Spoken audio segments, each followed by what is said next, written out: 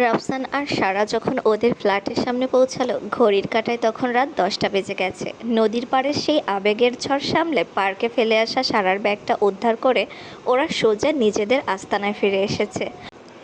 রাফসান নিজের ফ্ল্যাটে ঢুকলো আর সারা নিজের ঘরে ঢুকেই তড়িঘড়ি করে বাথরুমে গিয়ে শাওয়ার ছেড়ে দিল। আজকে সারাদিনের ক্লান্তি, চোখের জল আর নদীর নোনা পানি সব কিছু ধুয়ে ফেলা বড্ড দরকার ছিল। চুল মুছতে মুছতে বাথরুম থেকে বেরোতেই কলিং বেলটা বেজে উঠল। সারা একটু অবাক হয়ে দরজা খুলল। সামনে ভেজা চুলে রাফসান দাঁড়িয়ে, ওর চোখে মুখে তখন অদ্ভুত এক মায়া আর দুষ্টুমির আভাস। সারা ভ্রু কুঁচকে শোধালো, কিছু বলবেন? কিছু লাগবে আপনার? রাফসান দরজার চৌকাঠে হেলান দিয়ে সোজা সারার চোখের দিকে তাকিয়ে রইল। ওর ঠোঁটের কোণে মিটিমিটি হাসি। খুব স্বাভাবিক গলায় বলল, হ্যাঁ, বউ লাগবে। সারা এক মুহূর্তের জন্য থমকে গেল। ওর ভেজা চুলের ডগা দিয়ে টুপ টুপ করে পানি পড়ছে। ও রাফসানের এমন সোজাসাপটা কথা শুনে ভ্যাবাচাকা খেয়ে গেল। একটু আমতা আমতা করে বলল, মজা করছেন? রাফসান এবার দরজার পাশের দেওয়ালে হাত দিয়ে একটু ঝুঁকে সারার খুব কাছে মুখ আনল। ওর চোখে তখন গভীর এক নেশা। গম্ভীর হওয়ার ভান করে বলল, তোর কি মনে হয় আমি মজা করছি? আমি তো সত্যিই বউ নিতে এসেছি। সারাও এবার হার মানার পাত্রী নয়। ও মুচকি হেসে একটু সাইড কেটে ভেতরের রাস্তা দেখিয়ে দিয়ে বলল, আচ্ছা, তাহলে নিয়ে যান খুঁজে আপনার বউকে, দেখি কোথায় আছে সে। কথাটা শোনা মাত্রই রাফসান ঝড়ের বেগে ঘরের ভেতর ঢুকে পড়ল। ও যেন সত্যিই কোনো লুকানো মানুষকে খুঁজছে। এমন ভান করে ঘর কাঁপিয়ে ডাকতে লাগলো, বউ, ও বউ, কোথায় তুমি? কই গেলে গো? সামনে এসো না। সারা দুই হাত বুকের ওপর ভাঁজ করে দরজার কাছে দাঁড়িয়ে রাফসানের এই পাগলামি দেখতে লাগলো। রাফসান কখনো সোফার কিনারে উকি দিচ্ছে, কখনো ডাইনিং টেবিলের নিচে দেখছে, আবার কখনো খাটের নিচে ঝুঁকে ঝুঁকে খুঁজছে। ওর এই অদ্ভুত আর ছেলেমানুষি কাণ্ড দেখে সারার নিজেকে ধরে রাখতে পারল না। এতক্ষণে সব গম্ভীর্য ধুলোয় মিশিয়ে ও খিলখিল করে হেসে দিল। সারার সেই প্রাণখোলা হাসির শব্দে যেন পুরো ফ্ল্যাটটা এক নিমেষে জীবন্ত হয়ে উঠল। রাফসান খাটের নিচ থেকে মাথা তুলে সারার সেই হাসির দিকে অপলক তাকিয়ে রইল। ওর মনে হলো এই হাসির জন্যই তো ও এতদিন ধরে মনে মনে তৃষ্ণার্ত ছিল। সারার ভেজা চুলে ওর হাসিতে রাফসান যেন নতুন করে নিজেকে হারিয়ে ফেলল। রাফসান এবার ধীর পায়ে সারার দিকে এগোতে লাগলো। ওর চোখের দৃষ্টিতে এক অদ্ভুত মায়া আর নেশা মেশানো জেদ। সারা যখন দেখলো রাফসান ওর দিকেই আসছে, মুহূর্তেই ওর খিলখিল হাসিটা থমকে গেল। বুকটা দুরু দুরু করে কাঁপতে শুরু করলো। ও কিছুটা আমতা আমতা করে বলল, আপনি এইভাবে এগোচ্ছেন কেন? রাফসান কোনো উত্তর দিল না। ঠোঁটের কোণে সেই রহস্যময় হাসিটা ধরে রেখে ও শুধু এগোতেই থাকলো। সারা আর কোনো উপায় না পেয়ে এক পা করে পেছোতে শুরু করলো। পেছোতে পেছোতে হঠাৎ পিঠটা শক্ত দেওয়ালের সাথে ঠেকে গেল। পালানোর জন্য কোনো পথ নেই। রাফসান এগোতে এগোতে একদম সারার গা ঘেঁষে এসে দাঁড়ালো। ওর সারা দুই পাশে দেয়ালে ওর হাত রেখে ওকে মাঝখানে বন্দি করে ফেললো। তারপর সারার চোখের গভীর মনের দিকে তাকিয়ে নেশালো গভীর গলায় বলল, জানিস সারা, তুই শুধু আমার ভালোবাসাই না, তুই এক ধরনের নেশাও। তোর মাঝে এত মোহ আর নেশা যে মনে হয় ওখানেই ডুবে যায়। তুই জানিস, তুই একদম ছোট থাকতেই তোকে দেখে আমি নিজের হুঁশ হারাতাম। তোর কি মনে আছে সারা, যেদিন আমাদের বিয়ে হয়েছিল সেদিন রাতে আমি শাওয়ার নিয়েছিলাম? কেন নিয়েছিলাম জানিস? সারা অদম্য কৌতূহল নিয়ে রাফসানের চোখের দিকে তাকিয়ে রইল। উত্তরের আশায় ওর শ্বাস প্রশ্বাস যেন থমকে গেছে। রাফসান মুহূর্তেই ঠোঁটের কোণে সেই পরিচিত বাঁকা হাসিটা ফুটিয়ে তুলল। ও ধীর লয়ে সারার কানের একদম কাছে নিজের মুখটা নিয়ে এলো। ওর তপ্ত নিঃশ্বাস সারার কানে পশমের মতো ছুঁয়ে যাচ্ছেন। একদম ফিসফিসানি কণ্ঠে অতি সপ্তপর্ণে রাফসান বলল, কারণ সেদিন তোকে দেখে আমার বাসর করার নেশা জেগে উঠেছিল প্রায়। অনেক কষ্টে নিজেকে ঠান্ডা করেছিলে সারা। সেদিন গোসল না করলে নির্ঘাত আমি উল্টোপাল্টা কিছু একটা করে ফেলতাম। মানুষ ঠিকই বলে, একটা প্রাপ্তবয়স্ক ছেলে আর একটা যুবতী নারী বিয়ের আগে একসাথে থাকা যায় না।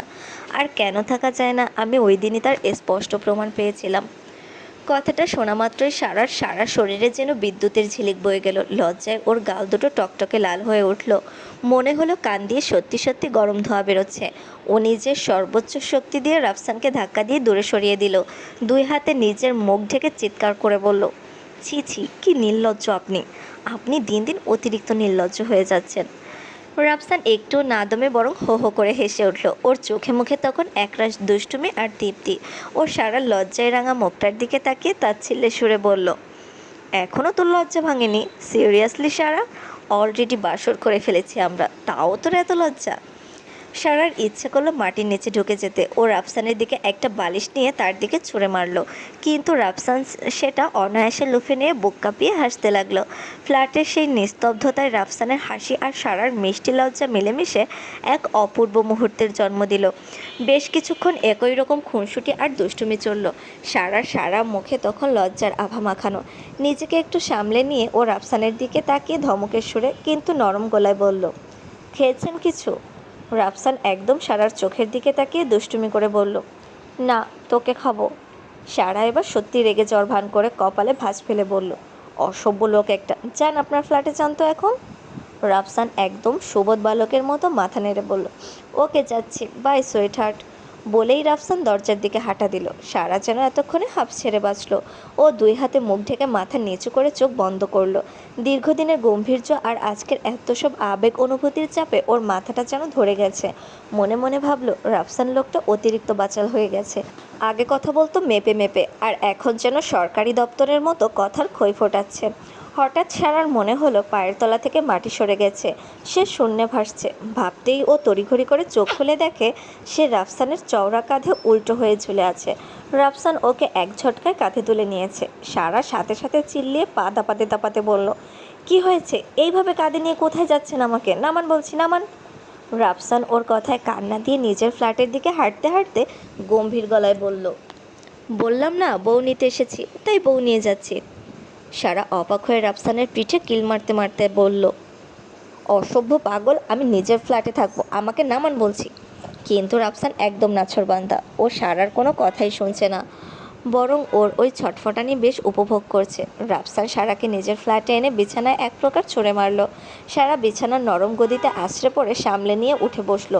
রাফসান কোমরে হাত দিয়ে দাপটের সাথে বলল, এখন থেকে তুই আমার সাথে এক ফ্ল্যাটে এক বেডেই থাকবি। কাল লোক ডেকে তোর সব জিনিসপত্র আমার ফ্ল্যাটে নিয়ে আসবো।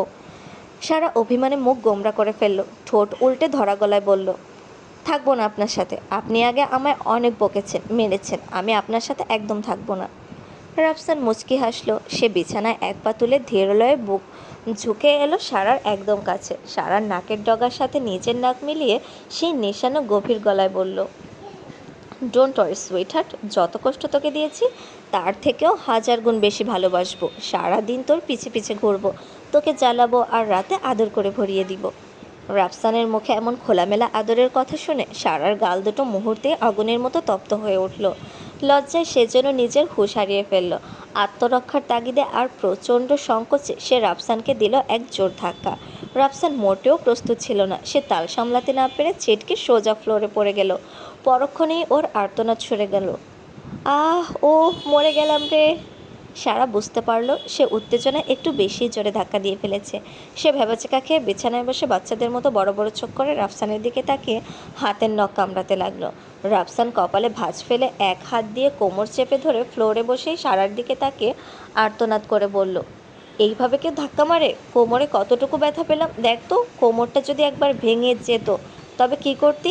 এই ভাঙা কোমর স্বামীর সাথে সারা জীবন সংসার করতি? তখন কি কোমরের ব্যথায় তোকে আমি আদর করতে পারতাম?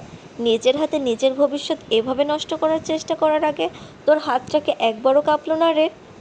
রাফসানের এই ভবিষ্যৎ নষ্ট আর আদর করার অভিযোগ শুনে সারা একদিকে কেমন ঘাবড়ে গেল, অন্যদিকে ওর প্রচণ্ড হাসি পেতে লাগলো। ও মুখ টিপে হাসি চেপে অপরাধীর মতো তাকিয়ে রইল।